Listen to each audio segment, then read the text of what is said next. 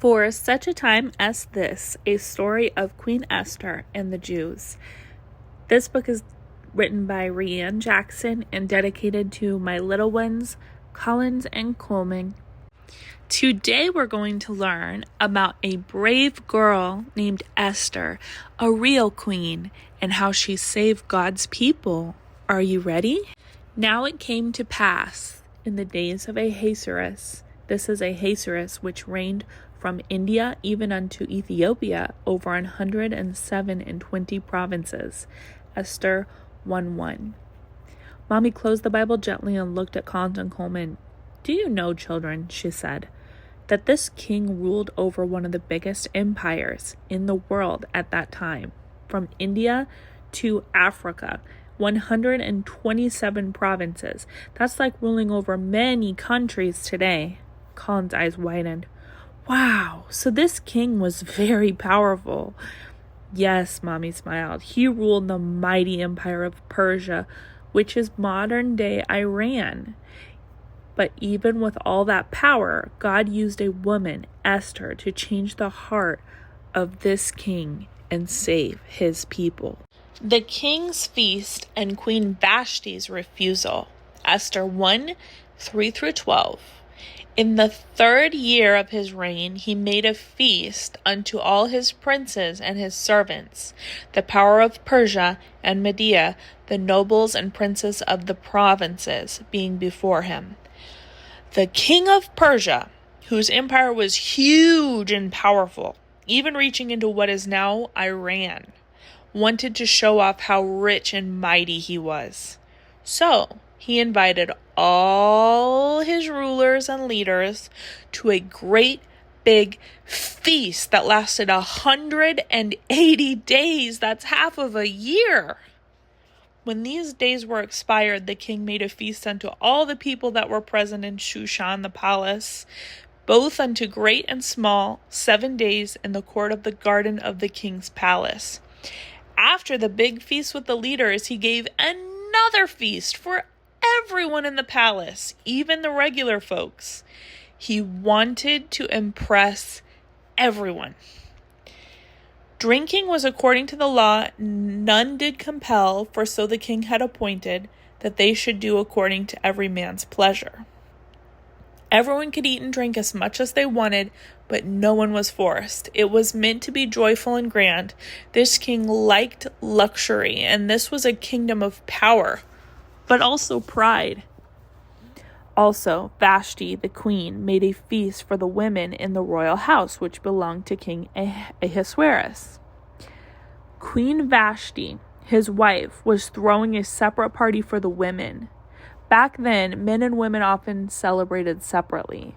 But then something happened.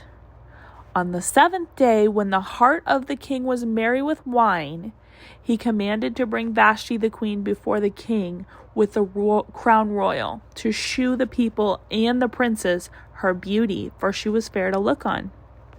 The king wanted to show off Queen Vashti in front of all the men like a trophy.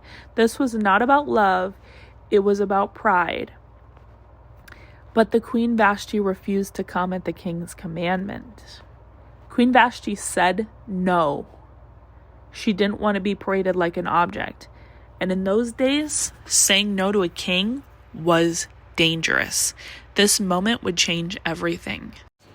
The king's anger and the search for the new queen. Esther 1:13-22 and 2:1-4.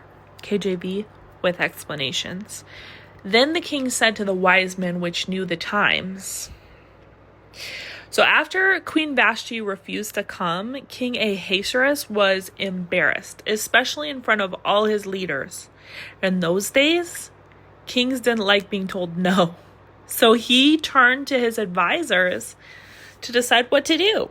And Memucan answered before the king, What Vashti hath done wrongs not only the king, but also all the princes and all the people. One advisor warned that if women across the kingdom heard Vashti had said no to the king, they might start saying no to their own husbands. This advisor was afraid it would cause rebellion in homes. If it please the king, let there go a royal commandment that Vashti come no more before King Ahasuerus. So the king made a law. Vashti was no longer queen, and a new queen would be chosen. Then said the king's servants, let there be fair young virgins sought for the king. Beautiful young women were gathered from all over the Persian Empire, so the king could choose a new queen, one who would obey and please him. And let the maiden which pleaseth the king be queen instead of Vashti. This was how the stage was set for Esther, a Jewish girl hidden in the crowd, not yet revealed, but God was about to raise her up for such a time as this. Esther is chosen as queen. Esther 2:1-17. After these things, when the wrath of the king Ahasuerus was appeased, he remembered Vashti. After some time passed, the king cooled off from his anger and began to think about Queen Vashti and what she had done. His advisors suggested he choose a new queen. So let the king appoint officers in all the provinces of the kingdom, that they may gather together all the fair young virgins to the house of the women, and let the maiden which pleaseth the king be queen instead of Vashti. So the king agreed to hold a kingdom-wide search for the most beautiful young woman, and whoever pleased the king most would become the new queen. Now in Shushan, the palace, there was a certain Jew whose name was Mordecai, and he brought up Hadassah, that is, Esther, his uncle's daughter. Mordecai was a Jewish man living in the Persian Empire, and he was raising his cousin Esther, whose Hebrew name was Hadassah, because her parents had died. The maid was fair and beautiful, whom Mordecai took for his own daughter. Esther was very beautiful, and when the king's servants came looking for young women, she was taken into the palace. And Esther obtained favor in the sight of all of them that looked upon her. Everyone who saw her loved her, not just for her beauty, but for her grace and spirit. And the king loved Esther above all the women, so that he set the royal crown upon her head and made her queen instead of Vashti. God positioned Esther as queen, not just for beauty, but for a bigger purpose. Even though she was a Jew, and even though she hid her identity for now, God was already preparing her for a divine assignment. Why did God choose Esther? After reading about Esther being crowned queen, Collins and Coleman sat wide-eyed beside Mommy. Coleman leaned forward, his eyes shining. "Mommy," he said, "Esther is really pretty. Is that why she got to be queen?" Mommy smiled gently. "She was beautiful, yes," she replied, "but God didn't choose her just because of that. He chose her because she was brave. Her beauty opened the door, but it was her courage that saved lives." Collins looked thoughtful. "Was Esther scared?" she asked quietly. "I think I'd be scared to be queen in a big palace with so many rulers." Mommy nodded. "Yes, baby, I think Esther was scared too, but courage doesn't mean you're not afraid. It just means you trust God more than your fear. And Esther did." Coleman tilted his head. "But why didn't she tell them she was a Jew right away?" he asked. "Was she hiding?" Mommy shook her head. "No, sweetheart, her cousin Mordecai told her to wait. Sometimes God tells us to stay quiet for a little while. Not to hide, but to wait for the right moment. Esther was listening for God's timing." Khan sat up straighter. "So being chosen isn't just about being lucky. It's about being ready and obedient." Mommy looked at both of them with love. "Exactly. God chose Esther for such a time as this, and he has special times for you too, if you stay close to him and obey his voice." Coleman leaned in, eyes wide. "Wait, the king of Persia is from Iran? But isn't Iran against Israel?" Mommy nodded. "Yes, baby. Today, Iran and Israel don't get along. But back then, Persia wasn't Muslim. They followed other gods. Islam didn't even exist yet. Persia ruled most of the world, including the Jews who had been taken away from their land." Collins asked, "But if Persia doesn't come from Ishmael, who are they from?" Mommy smiled. Good question. Persians come from another part of the world. They're not children of Abraham like the Jews or Arabs, but God still used them. That's the amazing part. Even people outside of the promise can be used to fulfill God's plan. Coleman nodded. So it's a big deal that a Jewish girl became a queen over all of Persia. Mommy said gently, Yes, Coleman, God placed her there for such a time as this. Even when the world feels scary, God is still working behind the scenes. Mommy, is Islam from Ishmael? That's a good question, baby. The Bible says Ishmael had many children and became a great nation. Later, some people from the Arab world believed they came from his family. Many Muslims today say that their prophet Muhammad was a descendant of Ishmael. That's not written in the Bible, but it's part of their tradition. We know for sure that Ishmael was Abraham's son and that God had a plan for him, but the promise of the Savior came through Isaac, not Ishmael. A secret in the palace. Esther 2:19-23. Mommy closed the Bible for a moment and looked at the children. You see, she said, even though Esther was now queen, she hadn't told anyone she was a Jew. Mordecai, her cousin, who raised her like a daughter, told her to keep it a secret, not out of shame, but for wisdom. Coleman leaned forward. Why didn't she tell them? Weren't they going to find out? Sometimes, baby, Mommy answered gently. God gives you information or identity that needs to be hidden for a time, until the right moment. That's part of strategy. Mordecai knew that the Persian Empire didn't always treat Jews well.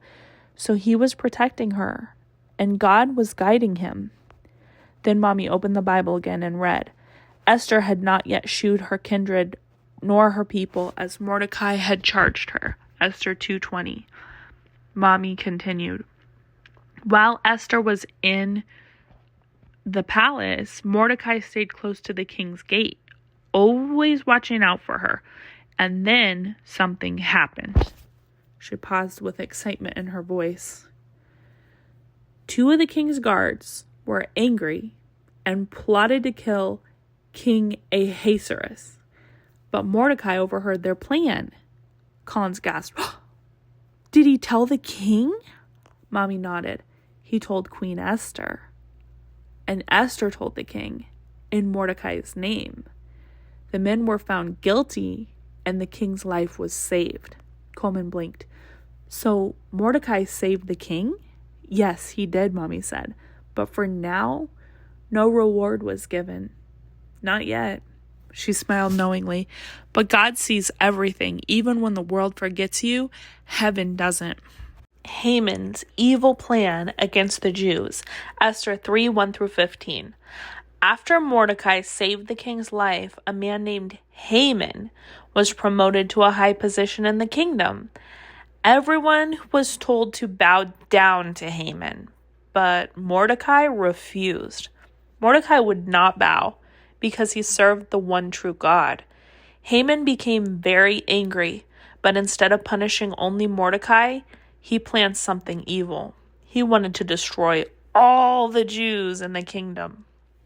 Haman went to King Ahasuerus and said, there is a certain people, their laws are different. It is not for the king's profit to suffer them.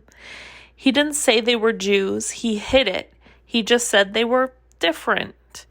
And the king agreed to let him do what he wanted. He even gave Haman his ring to sign the command. Letters were sent to all the provinces saying that on a certain day, all the Jews, young and old, women and children, were to be killed. God's people were in danger, but God had already prepared an answer. Esther. Mordecai's cry and Esther's courage begins. Esther 4:1-14. When Mordecai perceived all that was done, Mordecai rent his clothes and put on sackcloth with ashes and went out into the midst of the city and cried with a loud and bitter cry.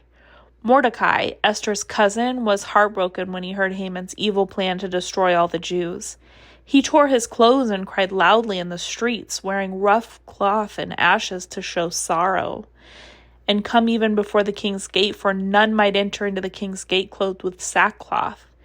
He got as close to the palace as he could, but no one wearing sackcloth, a sign of mourning, could enter.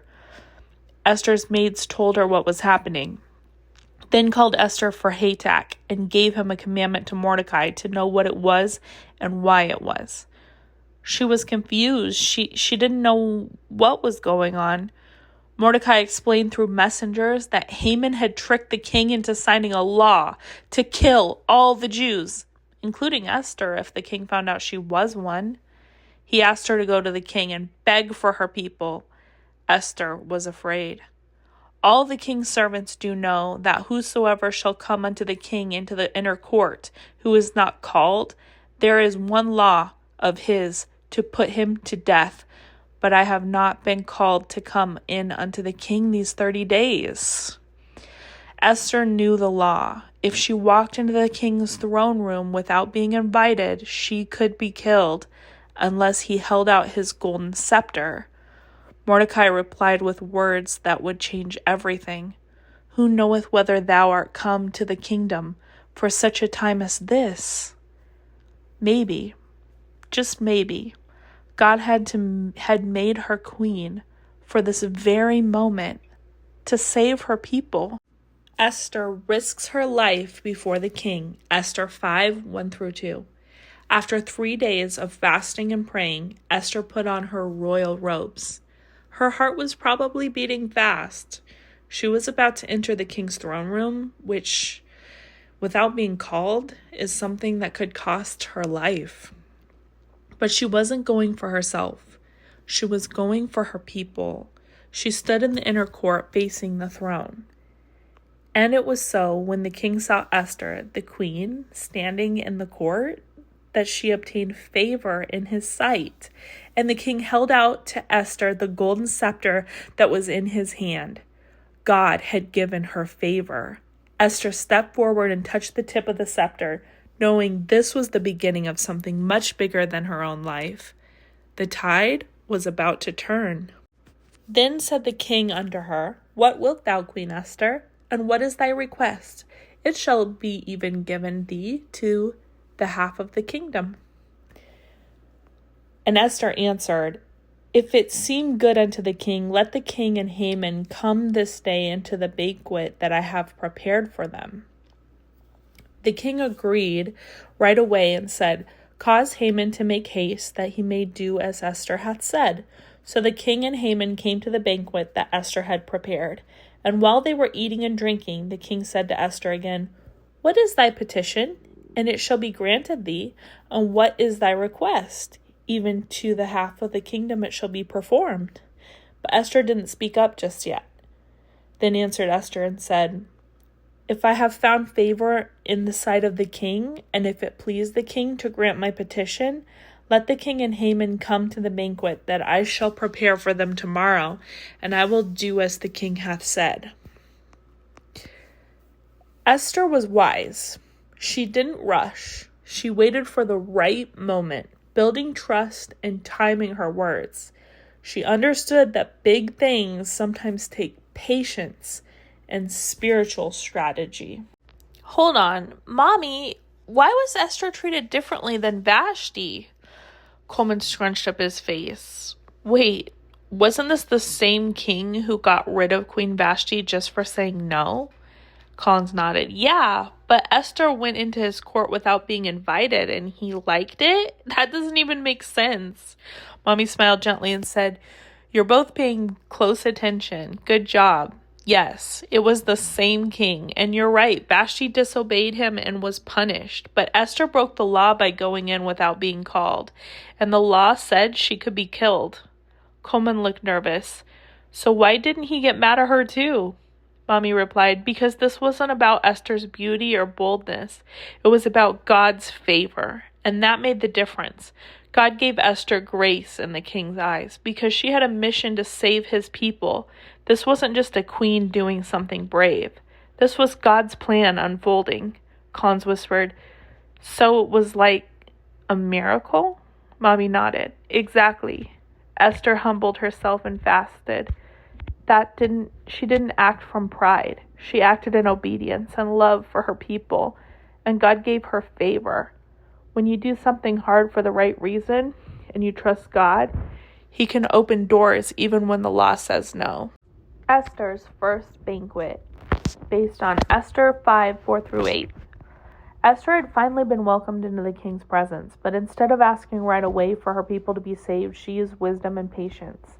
She invited the king and Haman to a special dinner she had prepared, and Esther answered, "If it seem good unto the king, let the king and Haman come this day unto the banquet that I have prepared for him." Esther 5:4.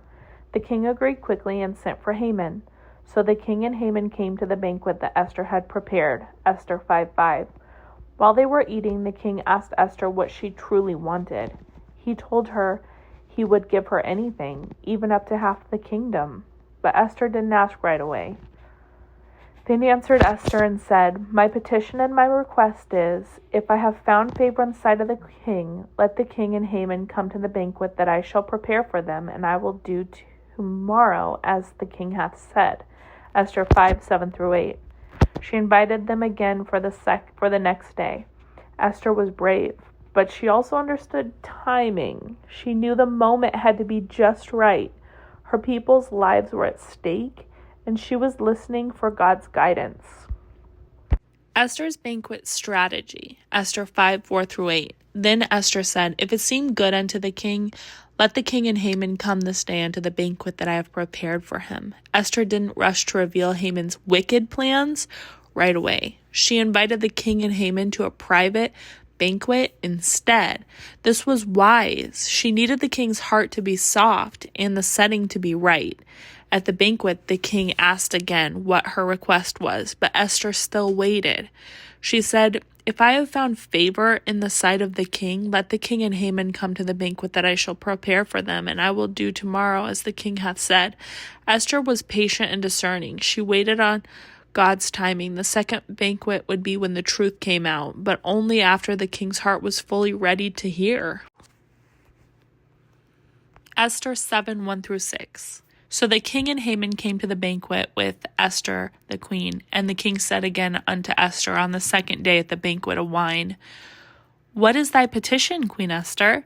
And it shall be granted thee. And what is thy request? And it shall be performed, even to the half of the kingdom."